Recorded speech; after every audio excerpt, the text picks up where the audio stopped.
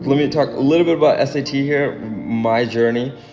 PSAT, I took the PSAT in ninth grade because I was like, oh, like college was everything for a brown person here because it's like we gotta go to college to do something great. So took the PSAT in ninth grade. Actually took the SAT in 10th grade because I just wanted to see how I would perform. At that time it was about it was out of 2400. It's not out of now. It's out of 1600. It was out of 1600. Went to 24. Now back to 16. So then and I got like like 1700 on it. Obviously not happy with that because I wanted to get into really good school and you needed something above 2000 at least.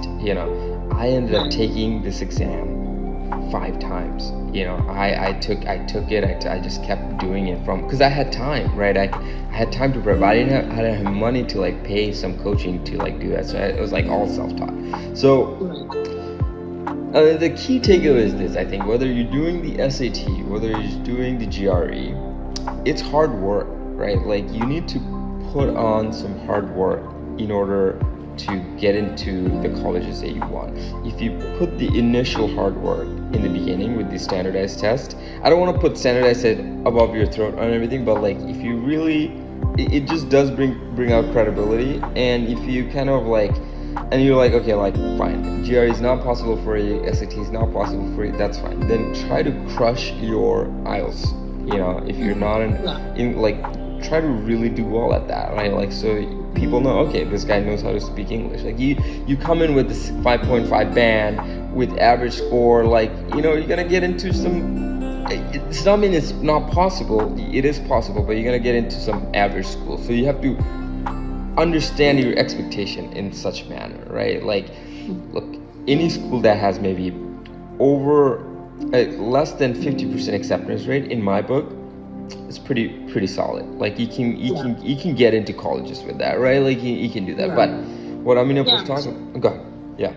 Anyway, just really quickly, I completely agree with you that, I think if you are going to take a test, you should do well. It's fine that, you take it multiple times. There's actually a way that you can select scores to go. So they've changed it a little bit. They've changed it where you can actually select your scores so they don't necessarily see all your scores. So let's say you took it in 10th grade, you didn't do so well.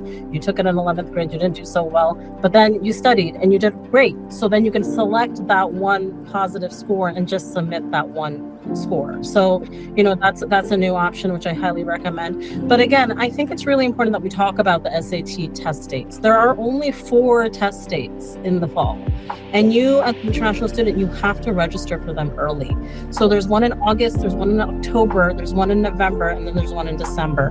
But you have to keep in mind that when you're looking at SAT test dates, you also have to think about the other deadlines, which are the application deadlines.